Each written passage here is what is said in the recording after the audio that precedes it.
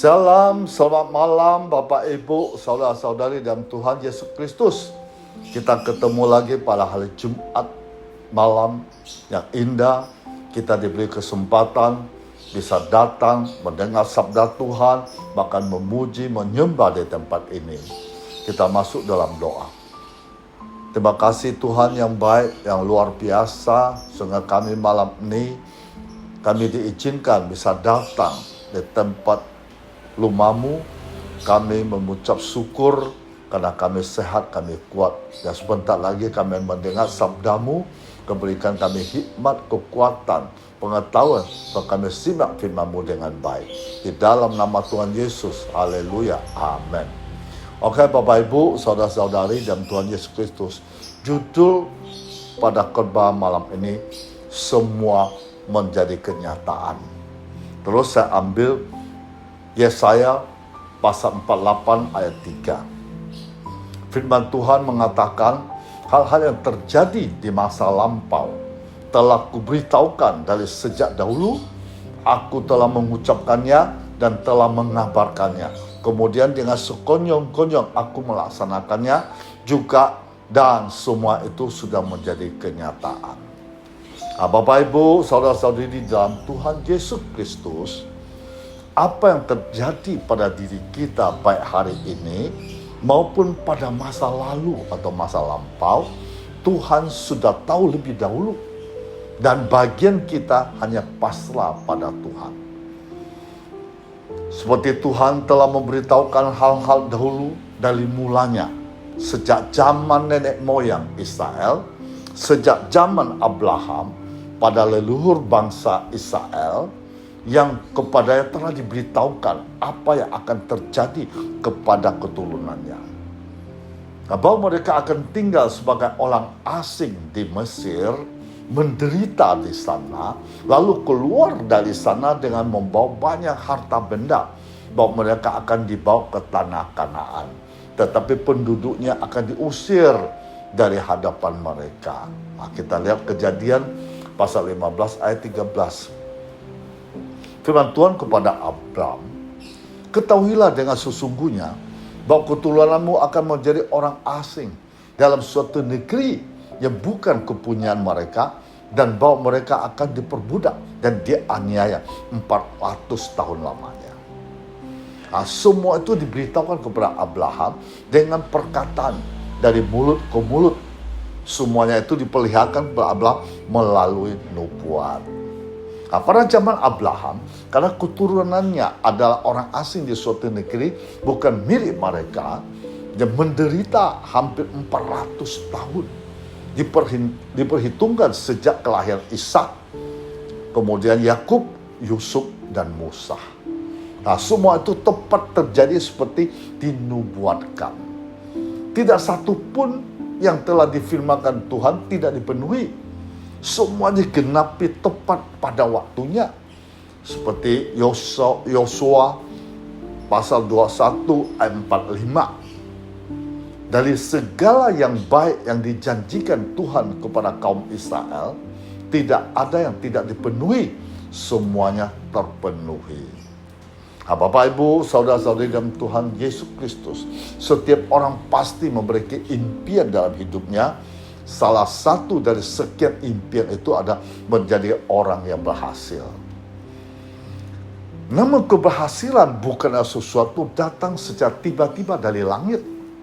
Bukan sesuatu yang terjadi dengan sendirinya atau secara kebetulan. Tapi melalui sebuah proses yang tidak singkat, menuntut sebuah harga.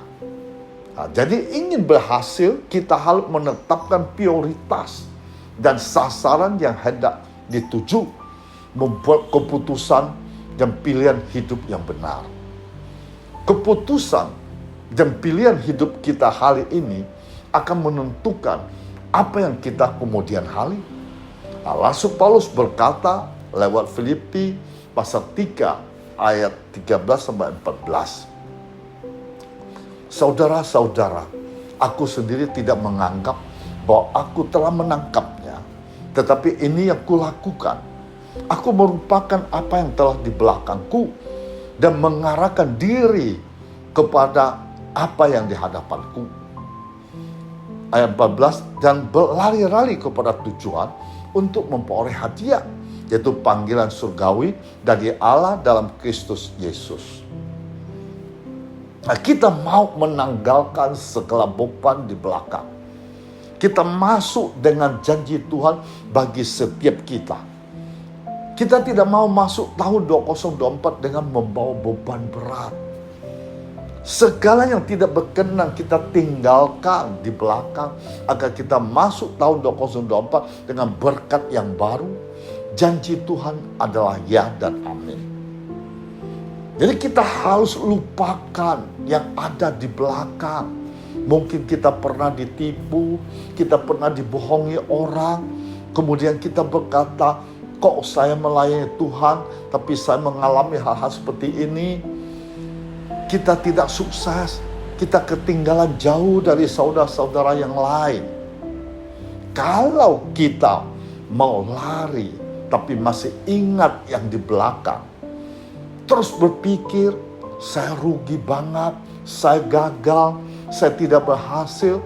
Kalau kita berpikir terus demikian, rasanya mau lari ke depan itu susah. Sehingga kita masuk ke tahun 2024 terseok-seok. Kita mau masuk tahun 2024 dengan berkat yang dari Tuhan. Lupakan masa lalumu. Sebab di depan Tuhan sudah memberikan terbaik bagi kita. Kita harus percaya itu. Nah, kita lanjut ayat 14. Berlari-lari kepada tujuan untuk memperoleh hadiah, yaitu panggilan surgawi dari Allah dalam Kristus Yesus. Nah, kita tahu panggilan surgawi menuai banyak jiwa bagi Tuhan. Bukan tugas pendeta atau gembala saja, tapi kita semua ada hamba-hamba Tuhan. Kita bersatu hati menopang banyak jiwa bagi Tuhan. Kita tahu hadiah panggilan surgawi dari Allah dalam Kristus Yesus. Kita mau menjangkau banyak jiwa kepada juru selamat. Sehingga pada waktu kita berjumpa dengan Tuhan, Tuhan mengatakan, hambaku yang baik dan setia. Nah, Rasul Paulus pernah mengatakan bahwa dirinya belum sempurna. Tapi dia dengan bersungguh-sungguh menyelesaikan tanggung jawab pelayanan di dunia ini. Untuk membesarkan dan memuliakan nama Tuhan Yesus. Karena itu Paulus meninggalkan hidup lamanya. Mengarahkan dirinya sepenuhnya kepada Tuhan Yesus. Semua hal dilakukan, dikerjakan oleh Rasul Paulus dalam hidupnya. Dan dalam pelayanannya ditunjukkan hanya untuk panggilan surgawi ini menjadi teladan bagi kita orang yang percaya. Marilah kita juga meneladani apa yang sudah disaksikan oleh Rasul Paulus dalam tujuan hidupnya. Tidak ada lebih penting, tidak ada yang lebih utama, tidak ada yang lebih mulia. Tujuan hidup kita ada untuk memperoleh hadiah panggilan surgawi, yaitu keselamatan dari Allah dalam Kristus Yesus.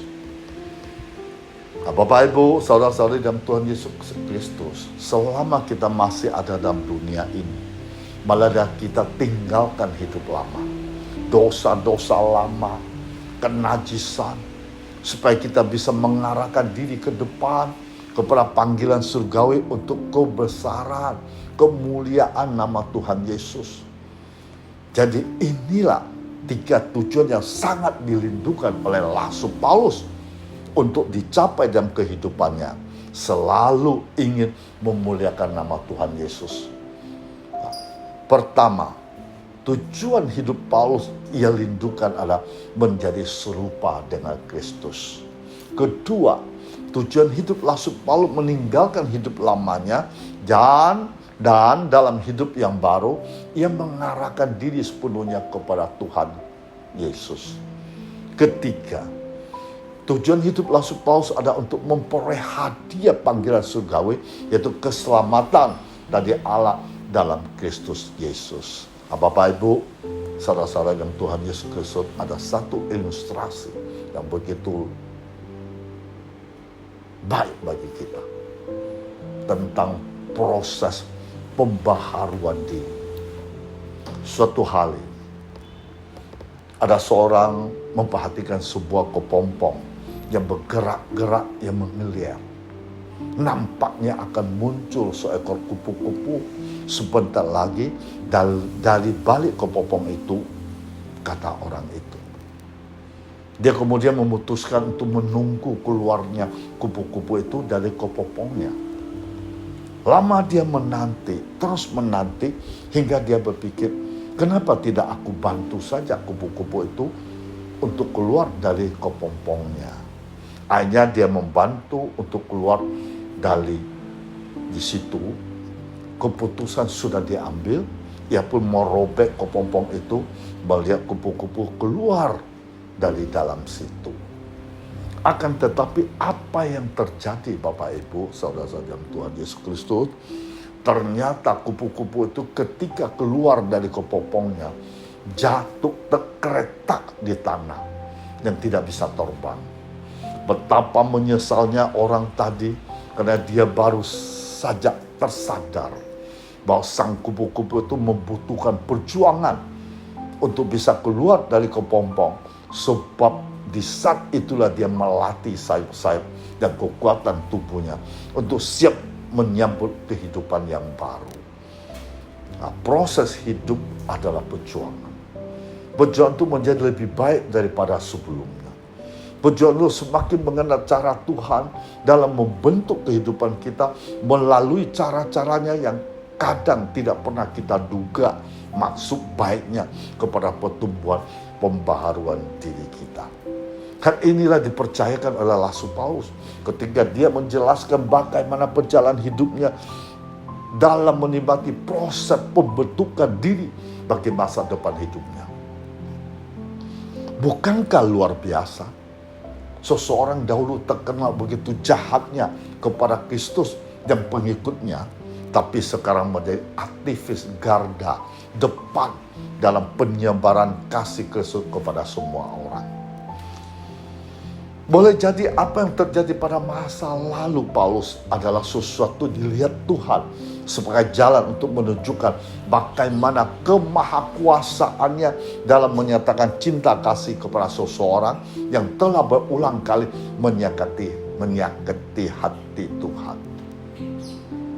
Ketika Tuhan menangkap Paulus masuk dalam jaringan kasihnya, tujuan hidup Paulus berubah total. Pembenci Kristus menjadi pengasih Kristus. Sumber ketakutan menjadi sumber damai. Bagi Paulus, hidupnya kini ada hidup untuk Tuhan. Paulus sanggup merupakan sejarah kelam masa lalunya karena tahu bahwa Tuhan bisa menggunakan kehidupannya yang keram itu untuk membawa orang-orang pada pertobatan. Nah, Bapak Ibu, saudara-saudara Tuhan Yesus Kristus, menatap esok penuh harapan. Kabar baik bagi kita hari ini ada, jika Tuhan sanggup mengubah kehidupan seseorang penjahat seperti Saulus menjadi penggambar Injil Paulus, Tuhan bisa mengulang hal itu lagi kepada siapapun di masa kini. Bagi Tuhan, tidak penting apa telah terjadi masa lalu kita. Tuhan bisa membuat kekeraman hidup seseorang menjadi jalan baginya untuk menunjukkan karya hebat dalam diri orang itu. Masa depan kita tidak berada di masa lalu. Ada kalimat mengatakan yang lalu biarlah berlalu. Kita tidak bisa berbuat banyak dengan apa yang telah terjadi dalam hidup kita. Cuma satu yang bisa kita lakukan, menyadari bahwa disitulah Allah sedang memproses hidup kita. Seperti kupu-kupu membutuhkan perjuangan untuk bisa terbang bebas.